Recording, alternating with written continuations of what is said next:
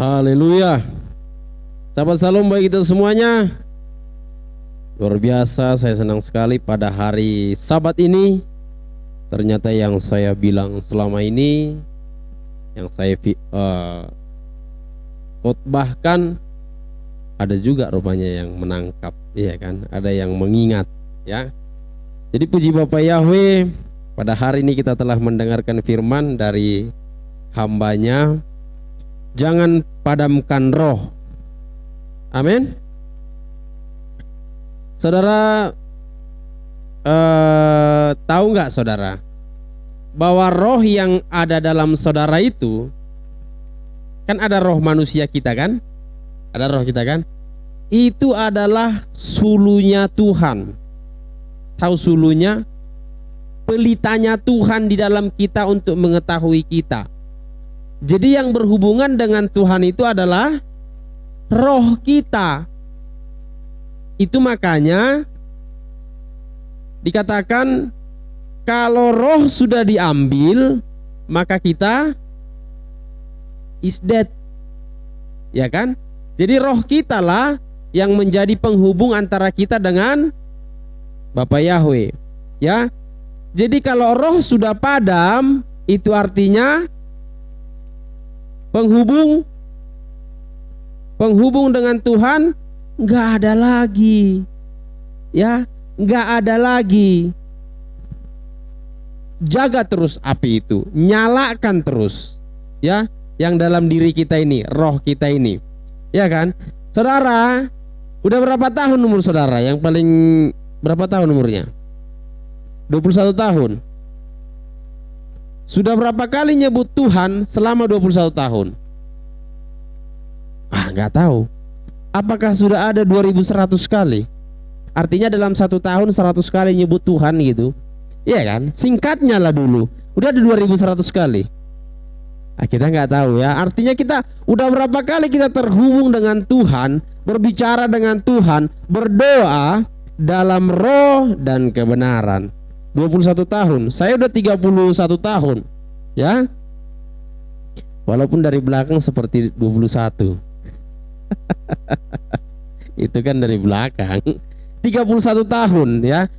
Saya menyadari 5 tahun belakangan inilah saya menyebut Tuhan, berdoa kepada Tuhan.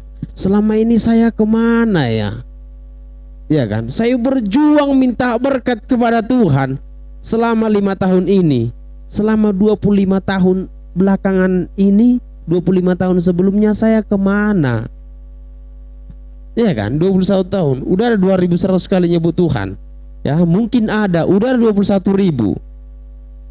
Hanya 1000 kali nyebut Tuhan dalam 365 hari.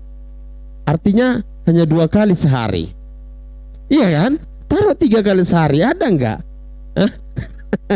Logikanya kita berpikir. Amin. Ya, jadi mulai sekarang sering-seringlah kita nyebut Tuhan. Ya, sering-sering kita berdoa kepada Bapak Yahweh. Amin. Karena itu adalah sulu. Ya, waktu Adam dan Hawa jatuh dalam dosa, dia kemerosotan sulu, roh. Artinya nggak bisa langsung lagi terkoneksi seperti ini. Pak, bisa kan dengar aku kan? Nggak bisa lagi seperti itu. Tuhan udah berbicara, Pak, dia nggak dengar karena udah kemerosotan sulu, udah kemerosotan pelita, udah kemerosotan roh yang ada dalam diri kita. Bangkitkan roh itu, roh yang ada dalam diri kita. Itu makanya Yesua katakan, ada saatnya kamu nanti nggak berdoa lagi di atas gunung ini. Gunung itu adalah lambang penyembahan, di mana orang dulu kalau mau menyembah itu ke gunung, ya. Jadi kalau ada gunung tertulis dalam Mazmur di mana itu langsung pikirkan penyembahan. Engkaulah gunung batuku, ya kan? Artinya hanya kepadamu aku menyembah. Ya, gunung itu lambang dari penyembahan karena mereka dulu setiap menyembah pergi ke gunung, ya. Tuhan katakan, Ada saatnya kamu nggak menyembah lagi dalam gunung ini, tapi menyembah dalam roh dan kebenaran. Kita yang menyembah dalam roh. Paulus katakan apa? Aku memang berdoa secara dagingku, tapi aku juga berdoa secara rohku. Bagaimana caranya? Gini, kalau kita berdoa secara daging, kita itu selalu meminta keinginan daging. Kalau kita selalu berdoa dengan roh, kita selalu meminta keinginan roh. Keinginan daging dan keinginan roh apa bedanya? Ya tentunya keinginan daging memuaskan daging, ya kan? Keinginan roh memuaskan roh, ya. Saudara, ada banyak janji Bapa Yahweh di Alkitab ini. Ada ribuan janji Bapa Yahweh. Ribuan gak janjinya? Ribuan. Yang menerima janji Bapa Yahweh itu adalah roh. Amin. Dan yang melakukannya dalam kehidupan kita adalah roh. Bagaimana caranya roh melakukannya? Kalau roh kita sudah menerima dan roh kita menyala-nyala, maka dia akan bekerja kepada jiwa kita. Dia akan bekerja kepada tubuh kita. Ya. Jadi roh itu yang memberi semangat kepada jiwa kita, kepada tubuh kita. Ya. Haleluya. Roh itu penurut, saudara-saudara. Ya, jadi kalau kita mau, kita bisa memberikan roh kita ini semangat. Ya. Daging kita berapa kali kita kasih makan satu hari? 3 kali belum jajan. Iya kan? Belum pok mie, ya kan Nando, yang sering ke beli pok mie, beli jajan, ya kan Bang Niko? Itu masih tubuh. Ya, hanya 3 kali makan, minum, jajan. Berapa kali jiwa kita kasih makan? Kita kasih pengetahuan. Berapa kali roh kita kasih makan? Mungkin hanya 3 kali, saat teduh baca, siang baca, malam baca, kalau baca. Kalau enggak, itu hanya masa makan loh. Minumnya, ya kan? Minumnya belum kan? Jajannya belum. Nah, oleh karena itu seringkali lebih kuat tubuh kita daripada roh. Tubuh kita, ya saya juga sering seperti itu. Aduh, gimana ini Tuhan, kok beginilah aku Tuhan, kok begini. Kadang-kadang udah dengar alarm, tidur lagi. Kadang-kadang kawannya udah banguni, bangun saat teduh. Untung gak mentor yang banguni kan. Siapa yang kayak gitu? Kalau dibanguni, bangun Kak Sari. Ntar lagi. Lihat jam kan, jam 4:05, 5 menit lagi katanya. Total sampai 4:30. Ya. Jadi saudaraku, sulu yang ada dalam diri kita itu, roh yang ada dalam diri kita itu tetap nyalakan supaya Tuhan bisa melihat kita dan kita bisa terkoneksi dengan Tuhan. Amin. Haleluya. Tadi adikku ini bilang begini, kalau kita benci, kita ingat wajahnya, kita tersenyum, itu betul, ya. Itu memang saya ajarkan. Itu adalah, kalau orang dunia bilang, mantra yang luar biasa untuk menghilangkan kekesalan kepada orang, ya kan? Saya mau bilang saudara, rasa ketidakadilan adalah tanah yang subur untuk menumbuhnya akar pahit. Kenapa orang bisa membenci seseorang? Karena merasa dirinya tidak adil, dirinya diperlakukan tidak adil. Iya kan? Ada orang, lebih sayangnya mentor sama ini daripada sama aku. Nah, kita merasa kita tidak mendapatkan keadilan. Oleh karena itu kita jengkel. Benar nggak?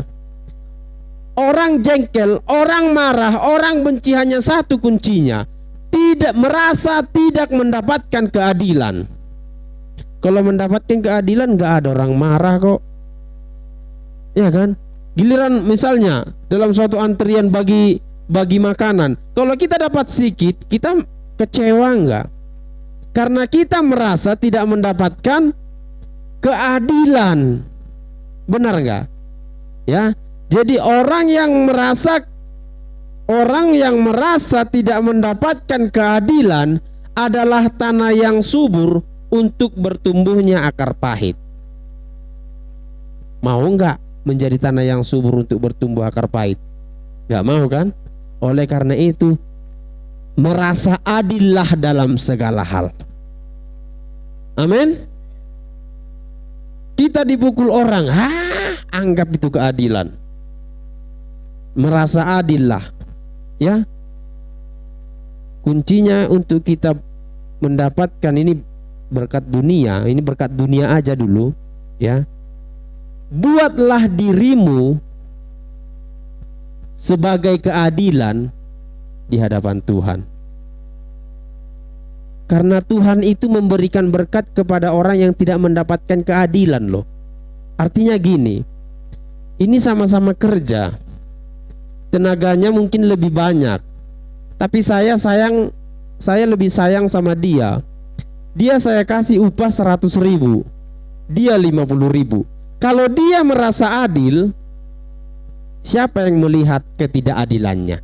Ketidakadilan saya. Tuhan lihat ketidakadilan saya, lalu Tuhan akan menambahkan berkat keadilan kepada dia. Haleluya. Itu sebabnya dikatakan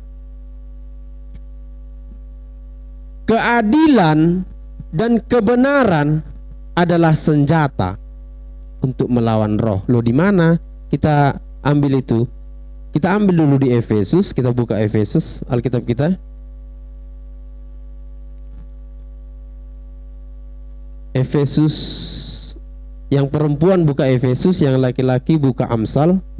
Kebetulan Amsal hari ini Amsal 25. Amsal 24 ya, Amsal 24 ayat 6. Ya.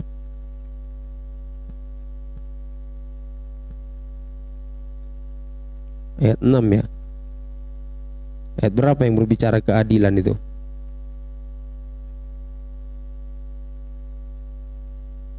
Ayat berapa ayat? Ya, yang Efesus dulu kita baca.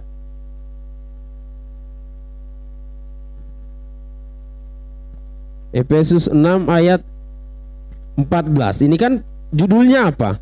Perlengkapan rohani. Ayat 14 dikatakan, jadi berdirilah tegap, berikat pinggangkan kebenaran.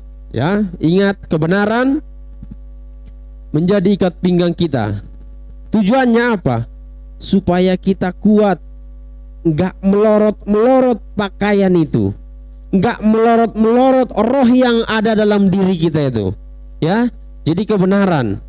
Ya, kebenaran dan kebaikan berbeda ya. Amin. Kebenaran kita lakukan bisa orang tersinggung, kalau kebaikan enggak. Ya, kebaikan itu relatif, kebenaran itu pasti. Ya, amin.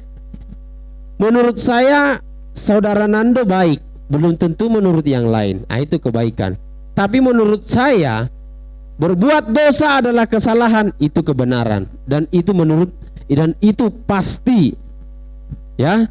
Oke, kebenaran dan berbaju jirahkan keadilan. Ya. Kalau kita selalu membuat kita merasa adil, walaupun kita tidak mendapatkan keadilan, kita ini sudah berbaju jirahkan, berbaju jirahkan. Jadi adapun serangan dari roh-roh jahat tidak mempan. Ya, apa kata Keluaran? Mantra apapun tidak mempan kepada Yakub. Ya, tidak mempannya karena apa? Karena kita berbaju jirahkan keadilan. Kita merasa adil lah untuk segala hal, supaya kita jangan tersakiti. Amin. Haleluya. Ya, jadi saudaraku yang terkasih, marilah kita jadikan hidup kita ini menjadi terang bagi siapa saja. Amin. Ya, tadi dikatakan Elohim itu pencemburu. Ya, benar sekali saudaraku.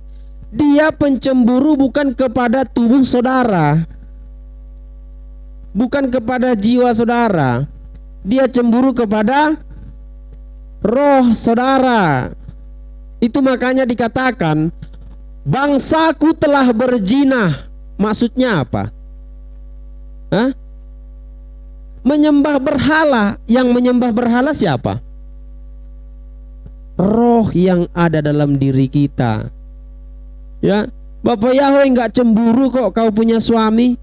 Bapak Yahweh nggak cemburu kau punya istri. Bapak Yahweh nggak cemburu kalau tubuh kita ini kita berikan kepada yang lain. Tapi Bapak Yahweh cemburu kalau roh kita ini kita berikan kepada berhala.